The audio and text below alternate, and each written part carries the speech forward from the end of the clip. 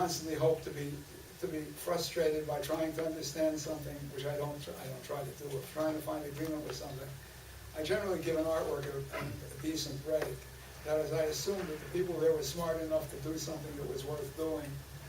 Like Rothko, who I had never been a great admirer of. When I started being an art critic, I preferred the much blunter versions of painting, like Frank Stella, whose paintings I thought were very strong at the time, back in the early 60s. But I tried to say, well, what was there in the Rothko that I wasn't getting?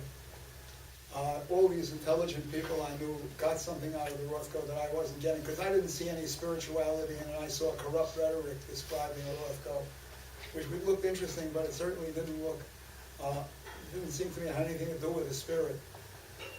And I started trying to address it, because what happened was I was at a conference, and one of those desperately college art association conferences where you're there to hire somebody for you.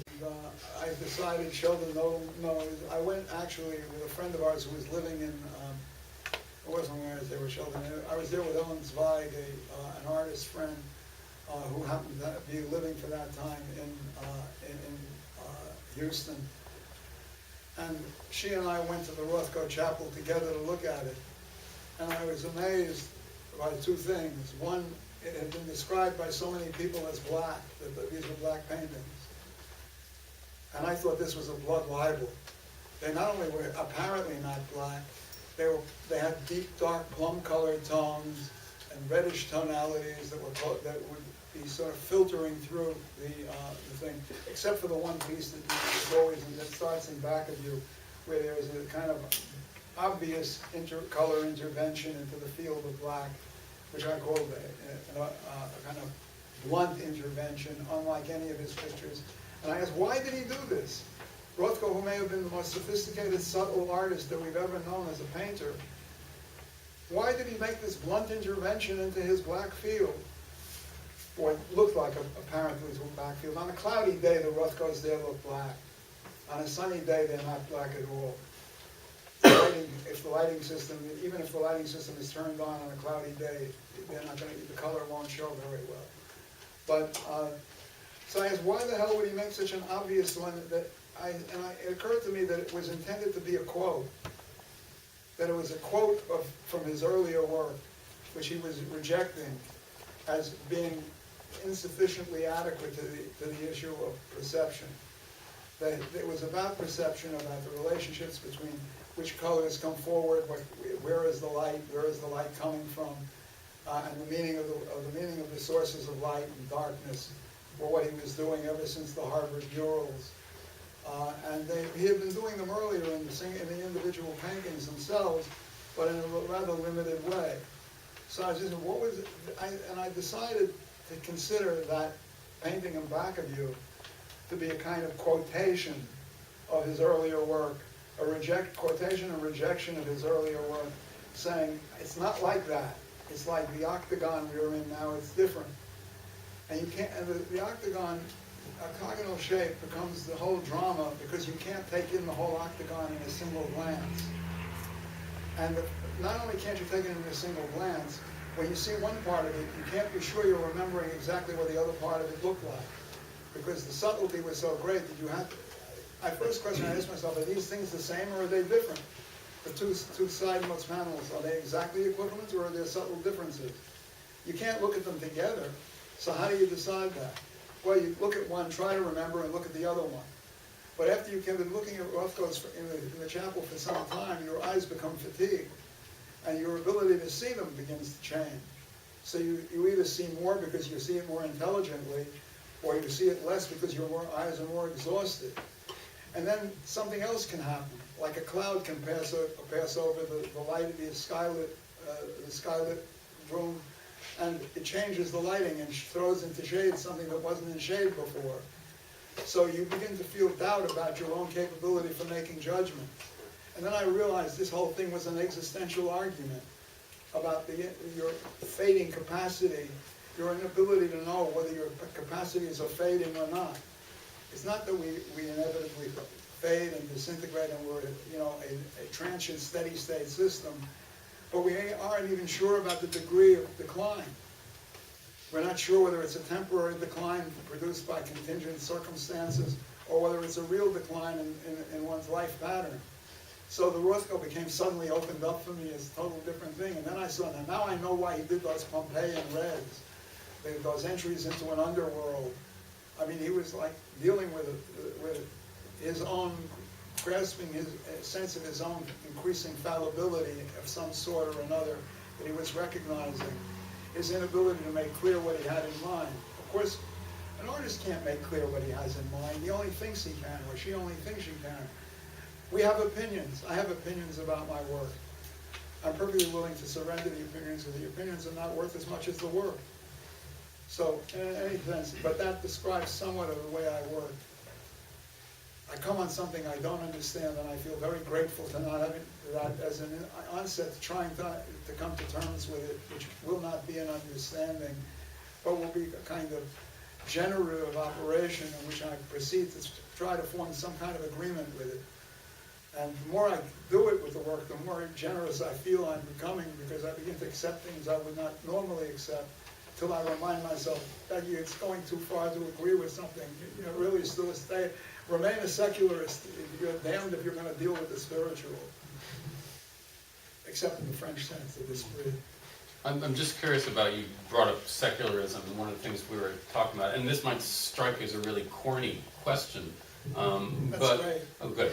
But one of the things we were talking about was your work with Jerome Rothenberg and your interest in quote-unquote pre-literary or shamanistic cultures, trying to link up your work, your talk pieces, to the idea of the shaman, to the idea of the oracular speaking subject, and to the idea of inspiration, and even to the idea of the muse. I'm wondering how you see your relationship to that kind of... Well, Jerry and I have been what I call antipodean twins, so to speak. Right.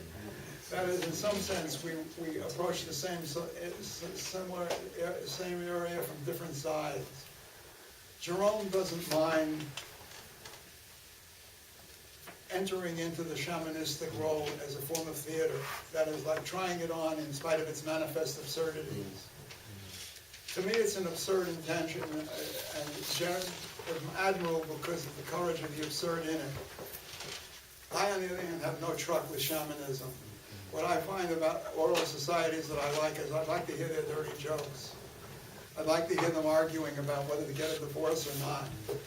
I'd like to know why, how bad the crops were and what are they doing about it. I want to hear the vernacular conversation, and I admire that more than shamanism.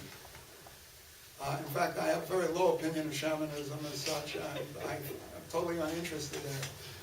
But we both share an interest in the way, the structure, like the key work in understanding, in getting a grip on what I'm doing is in a piece called The Sociology of Art that I published in Al Sharinga, but also in Talking at the Boundaries. It's in the first book. And it's a book where I undertook to explain what I had in mind, what it was I admired about oral societies, which was their great subtlety and their ability literally to be more flexible and be more radical changing than modern hierarchical bureaucratic societies have more difficulty changing things than people who work along the ground, so to speak. And like if you wanted to take up something like canoe making, the oral culture has two people has it taught in a particular way. It's not taught to teach you how to make a copy of what the object is. It's taught to do it. You're taught to do it in the right way. It's like a learning process for how to do it. First, you go away and you think for a while. Get a piece of wood that you might want to use, and you think about whether it's the right piece of wood, and you sleep next to it for a week or two. And you leave it out in the rain and see how it feels in the rain, and you bring it back in, and you dry it up, and you put it out in the sun, and you think about it from several points of view. You look at the grain where it would crack if you split it with an adze. Then you make your first move. And it splits and everything according to exactly what you intended it to do, because wood doesn't have your opinion about what it's like. the wood has a disagreement with you, and it does what it wants to do. So you have to learn to adapt to the wood. And over the course of a certain couple of weeks, you've learned to adapt to the wood to such an extent that you're able to make a boat out of it. And then you have to make sure that the boat is designed perfectly so it doesn't keel over to one side or the other. And you make the delicate shavings that even out the weight system. Now that's a way of working that is more certain to produce satisfaction at the end of it than if you bought a boat and see as robot. Well, yeah, if you bought a boat from a corporate entity, the corporate entity is living in a producer society, not a consumer society, and it makes things that have been designated appropriate and convenient for the producer. So he makes the kind of crummy boat that he makes because he's trying to make the maximum profit out of it, not to make the perfect boat. The perfect boat would drive him crazy. It would be towards too many human hours of work. So they don't do that. What they do is they sell you the thing that takes the least possible time and the least possible effort to create, that you will still consider satisfactory in spite of its inherent crumminess. You have specialists in the field in crumminess, but you also have counter-attention. Certain car designers are so passionate about their work, and they redesign their car. Like some of these Mexican kids redesigning their car to be beautiful in their manner of speaking, and their ability to make it spring up and down is like a handiwork that is like not capable of being achieved by General Motors or by. In other words, the notion of the creation of artifacts of great satisfaction, which I would call artworks, is not easily generated by corporate style. And what we've done in the Industrial Revolution is we have learned how to demean our production in such a manner as to make it adequately profitable, and make it adequately profitable when it bears the burden of payoffs to a large group of otherwise indolent figures who won't play any part in its production. So the CEOs are doing terrific, and the boat isn't doing so well, it sank.